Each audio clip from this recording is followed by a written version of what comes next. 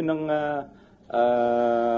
siguro we will amend the curriculum going forward in line with the criticisms or the comments of the people on the ground like the teachers. Hindi na, isang oras yun eh. Isang oras yun. Actually, I was really gonna, kung pina-statement ako, maiksi lang talaga kasi yun ang advice sa akin ng mga FCA members. Hindi, magpapasalamat lang ako to the commission for the scheduling it early, tapos yung willingness to work with the legislators to implement policies on education. Yun lang. Actually, hindi. Kasi sabi nung ibang senador nung gabi na magtatanong sila. So, nag-aral pa ako actually nung gabi.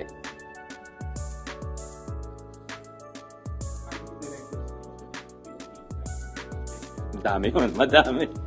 Well, the President's instruction is to improve the quality tas yung kalidad ng edukasyon. So yun, maraming kaakibat na polisiya yun. Yung pagtulong sa ating mga teacher, paano iangat ang antas ng ating pagturo, yung mga pasilidad, magandahin, yung bawasan yung tinatawag na learning loss o yung mga araw na nawawala dahil sa sakuna, sa disgrasya, sa pagiging absent o pagiging gutom. Yan yung mga iilan sa mga haharapin natin mga suliranin.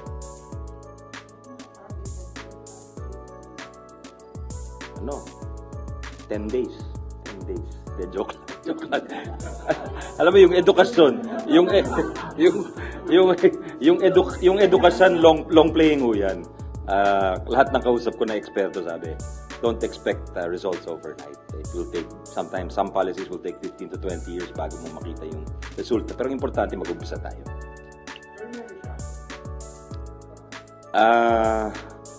Nakapagpasok na tayo ng ibang USEC dun sa mga nabakante. Pero for now, wala namang reshuffle. May mga bakante lang na dapat punuin sa mga bureaus, mga divisions. May bagong appointed ang True Malacanang na 3 USEC at isang ASEC. Yes.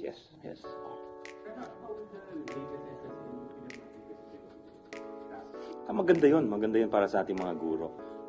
Nagpapasalamat tayo sa ating mahal na Pangulo dahil yung Teacher 1 for instance na sumesweldo ng 27,000 kada buwan, yun ang first level.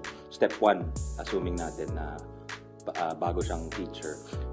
Pag sinuma total mo yung akala kasi nung iba maliit dahil tinitingnan nila yung monthly. Pero pag sinuma total mo, yung first year pa lang niya, mag-increase yun ng 30,000 plus.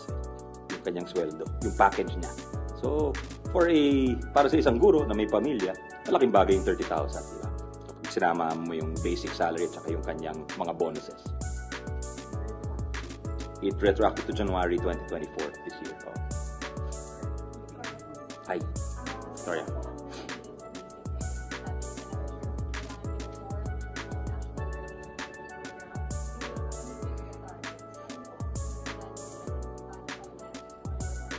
Well, I think ang problem natin is hindi tayo nagsusukat eh. Wala tayong measurement tools. So, may programa tayo pero hindi natin nasusukat yung progress ng ating programa. That's true of teaching tools. That's true also of other programs like yung binanggit ni Senator Sherwin na National Learning Recovery Program. So, dapat yung number 1 dyan, sukatin mo muna asan sila ngayon at after the intervention, asan sila ngayon. Asan sila pagkatapos para alam mo kung epektibo yung naging intervention. Definitely.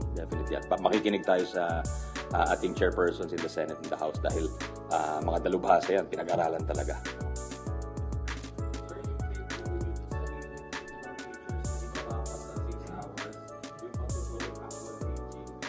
Yeah. At pwede naman kasi yung 6 hours maximum yun. So, pinapakinggan din natin yung mga komento dito sa matatag curriculum. Minsan wala daw pahinga. So, dapat importante din yun na nakakapahinga yung teacher at hindi dire-diretso na 6 hours dahil siguro alam niyo na rin yung 6 hours coverage, napakahirap po. Diba? So, yun ang siguro we will amend the curriculum going forward in line with the criticisms or the comments of the people on the ground like the teachers.